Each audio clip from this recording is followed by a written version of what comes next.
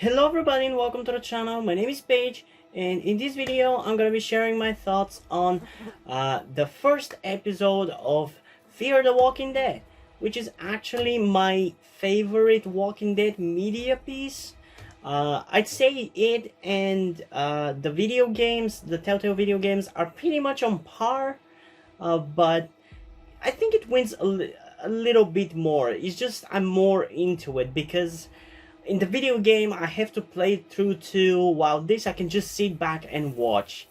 But yeah, I definitely love it quite a lot, especially, or should I say mainly, the first 3 seasons. Because after that it becomes a fucking mess. I will eventually do videos on those seasons too, but it's gonna be a while because we have to check 6 episodes of season 1, 13 episodes of season 2, and 16 episodes of season 3. So yeah, in this video I'm gonna be talking about The Pilot.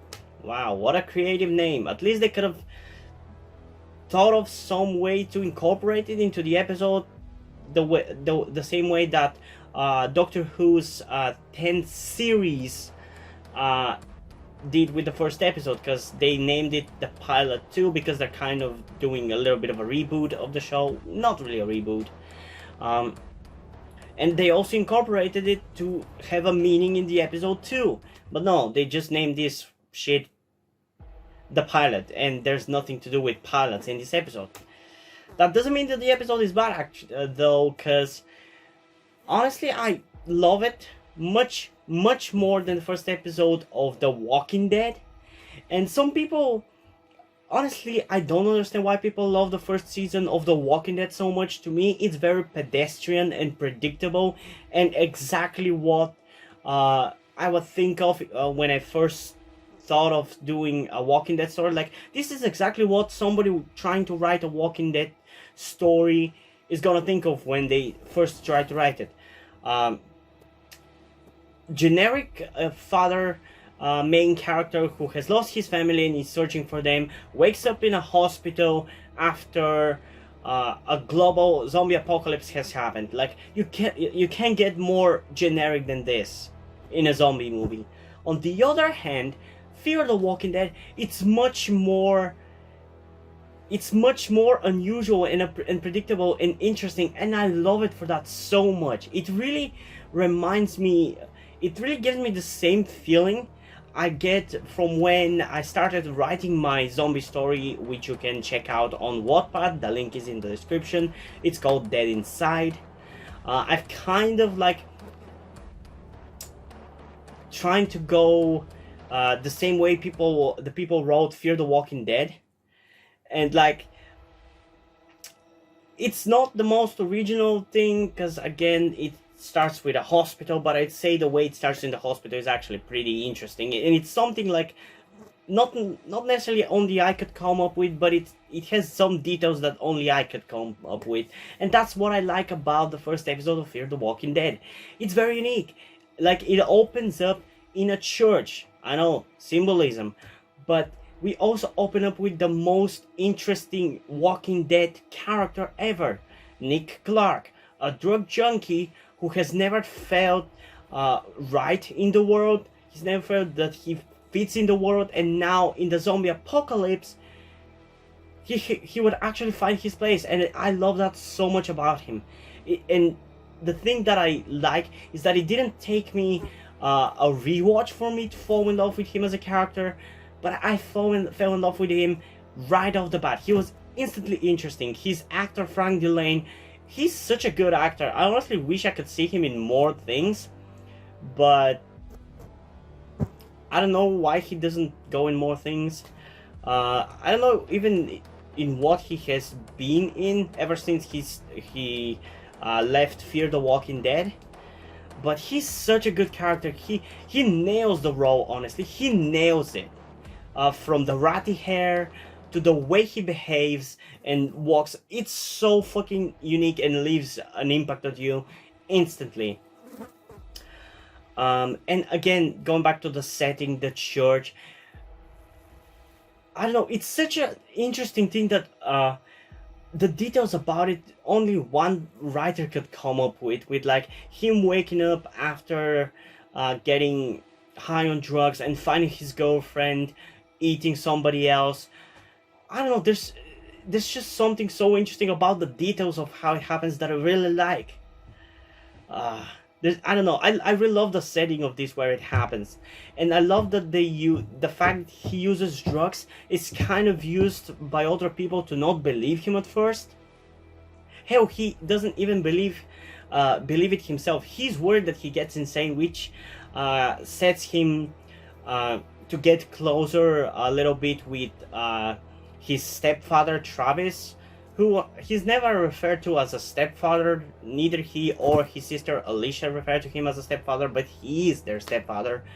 Uh, because Travis was willing to go to the church and check out whether what Nick saw, aka his girlfriend eating a dead body, was true or whether he was imagining it. And I think that's one of the things that kind of gets them closer and kind of earns Nick's trust. Like Travis earns Nick's trust with that.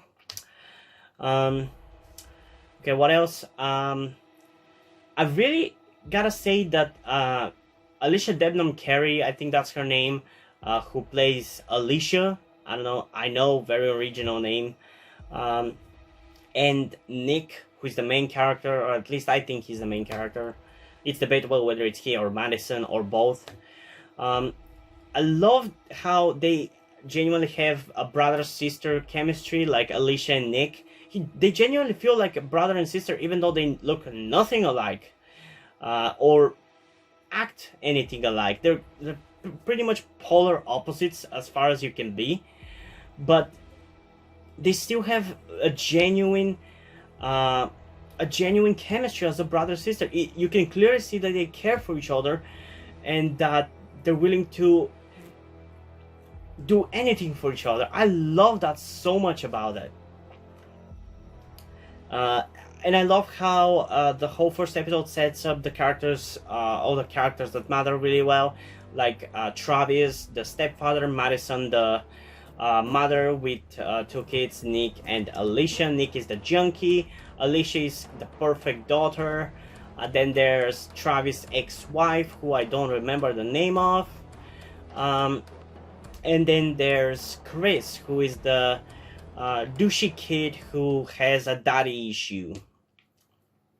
And honestly, here in the beginning, he's definitely an annoying piece of shit, but I honestly, personally really like his arc in season... It's in season 2. It's in season 2, not in season 3. I almost said season 3, but season 3 is completely different. But here he's definitely a little bit of a piece of shit. But not gonna lie, I definitely tried to kind of identify with him when I first watched the series, because obviously back then I thought of myself as a guy. Now I know that I'm transgender and that I am a girl. And back then I was obviously looking to latch on the male character with the closest age to me, and I tried to, but it never worked. That's why Nick officially became my favorite character from this series, and the character that I care about the most. Also, forgot to say, I love how this series instantly sets off a different vibe from the main show. The main show at this point, in general, just feels a little bit older. Like, I don't know how to explain it, but when I watch The Walking Dead, it feels like the early 2000s. It doesn't feel like 2010. It feels like it's the early 2000s, which makes sense since the comic starts off in 2003. That's when the zombie apocalypse starts off in the comic. And since this is an adaptation, I guess it makes sense that it's gonna feel older, but I don't know. Even though it started in 2010, the main series, it just feels like it's from the early 2000s. The Fear the Walking Dead definitely feels a bit more modern, and I think that is because the main show uses film cameras, which gives it the grainy look, which I think it's a really cool idea. I like it. Although I think recently in season 10 they've started to use some digital cameras, because there were some shots in some episodes which were surprisingly clean, but I still like the grainy look, definitely. But Fear the Walking Dead definitely looks newer, more higher definition and everything, and that definitely gives it a little bit of a different vibe. And in general, the fact that they're in California, I think it was, on the West Coast, just obviously makes it a little bit different. One main complaint people have about this series, and specifically the first season, is that it didn't cover the early days enough. And I'd say AMC is definitely to blame for saying that this series is gonna cover the early days of the zombie apocalypse, which it still did. Because even towards the end of the third season, which is where I personally consider the end of this series, because fuck season 4, 5, and 6. Even back then, the final episode of season 3 happens at the same time the final episode of season 1 of the main show. So it's still in the early days. It's not like the first like a week, but it's still in the early days of the zombie apocalypse. And again, yeah, I blame AMC for saying that it's gonna cover the early days. And again, people say that they would have preferred to see the military deal with the zombies, but that's not interesting. And again, I think this is even more the case, and it has been proven that it's not as interesting by the zombie series Black Summer, which I didn't watch, but somebody who I deeply care about, whose opinion about The Walking Dead I deeply care about, who is a Makeup Presents, reviewed the series, and he said it was dog shit. And I kind of agree, judging from his opinion and from the bits and pieces that I've seen of it. It's just an all-out action that focuses on the zombies, which is not why we love The Walking Dead and its universe. I personally love The Walking Dead because of the characters, because of the experiences, because of the character development, and because of the events that the characters go through. Not because of the zombies. The zombies to me are just a backdrop, a cool backdrop that first drew me in and kind of sits in the background, but it's always been about the characters, and it pisses me off that people nowadays shit on the show for that fact, that it doesn't focus on the zombies, when that was never the focus, and that it was never intended to be the focus. So when you consider all these things, it makes sense why Fear the Walking Dead is the way it is. It focuses on the characters, debatably more interesting characters than the main show, because the characters in Fear the Walking Dead are much more morally grey. And yes, the characters of the main show have done some questionable things, but obviously we were always meant to consider the things that they did as good. Like when Rick pulls the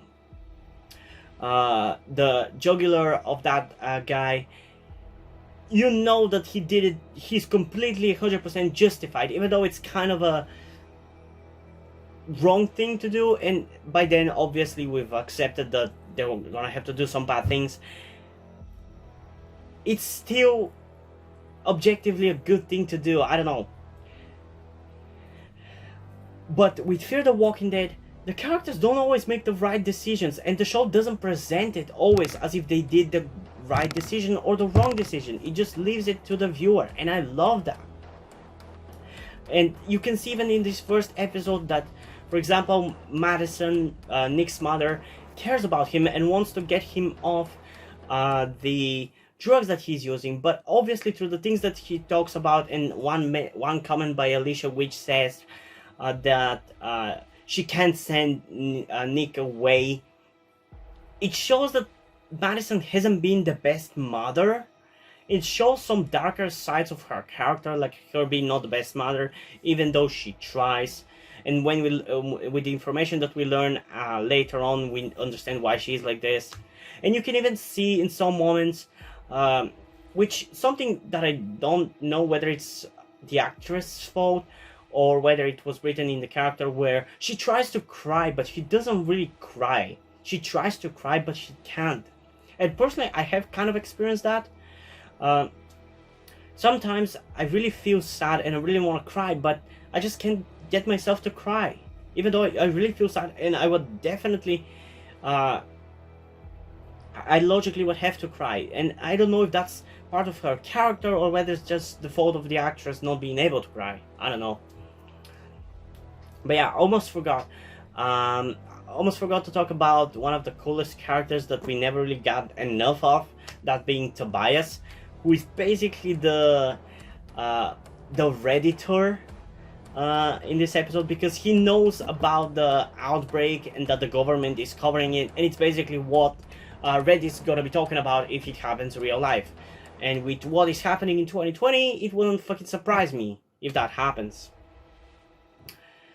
And honestly, he's a really interesting character that he definitely should have gotten much more time, and he should have definitely came back at some point, and he maybe would have if AMC let Dave Erickson continue his plan for the show. But albeit that didn't happen. And one thing I want to mention is, personally, when I started writing my zombie story, Dead Inside, which again I'm mentioning, you can check out on my Wattpad, the link is in the description. I was struggling with how exactly to bring the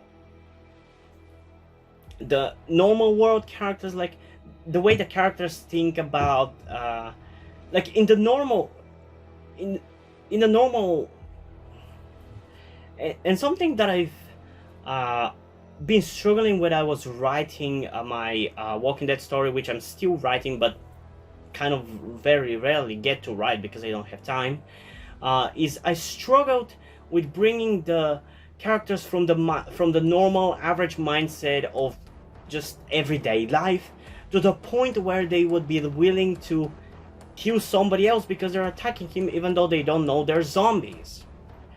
And I think this episode really handles that thing really well, which I've also managed to find how to do it in my story, but I think this episode definitely does it better than me, because it uses the character of Nick, who has kind of been in his head unreliable, because he doesn't know whether what he saw was real or not. He thinks it's maybe the drug that he was taking that caused him to believe that. So it's cool that he's the one who kills the zombie at the end with the car, because if it was anybody else, it wouldn't make sense, because why would they attack somebody who is just following them and debatably attacking them and trying to buy them? Like, they don't know that it's danger, that he's a dangerous zombie. So it wouldn't make sense really for them to kill him. But Nick, who is not even sure what he sees is real, is the one to take him down, and by that point that he takes him down, people see that something's not right. So the next time they see a zombie, they're gonna be more likely to fend it off. So I love how this way it brings the mindset from normal to zombie survival. Personally, the way I did it is just in self-defense.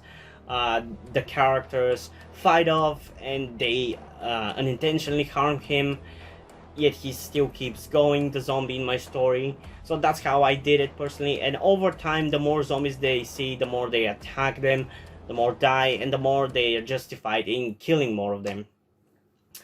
But yeah, I think that's pretty much it for this episode. Maybe there's more I can cover, but my throat is kind of sore from all the talking, so I think this is where I'm gonna end it. So hope you guys enjoyed this video. If you did, leave a like, subscribe. Also check out the description to my Twitter if you want to follow me there, and to my Wattpad where I post my stories, because in addition to doing all these videos on my channel, I'm also a writer. And if you do end up enjoying my stories, or simply enjoy my videos, you can head over to Patreon or Subscribestar, where you can pledge your support and help keep the channel going, help support me so I can keep writing the stories you enjoy. And additionally, I just want to mention that all the money you decide to support me with are gonna go towards my transition fund, because if you're new to the channel or you just haven't noticed at this point, I'm actually transgender, but I haven't been able to transition because I still live with my parents, so I can't really do it while I'm with them, but I'm gonna be moving away in about 2 months. But even if I could, I can't exactly afford it, even though my good friend Yuri has been helping me out. Shout out to him. You can too help me out by going to Patreon and Subscribestar, but I don't want to guilt trip you into helping me out, so if you don't want to do it, that's completely fine. You can still help me out by liking this video, subscribing, and especially sharing this video with someone who you think might enjoy. And yeah, you can expect some You can expect the next my thoughts on the next episode at some point next week. I'll try to do my best to post it as soon as possible, but I don't want to promise anything. And yeah, I think that's pretty much it for this video, so hopefully I'm gonna see you in the next one. Bye!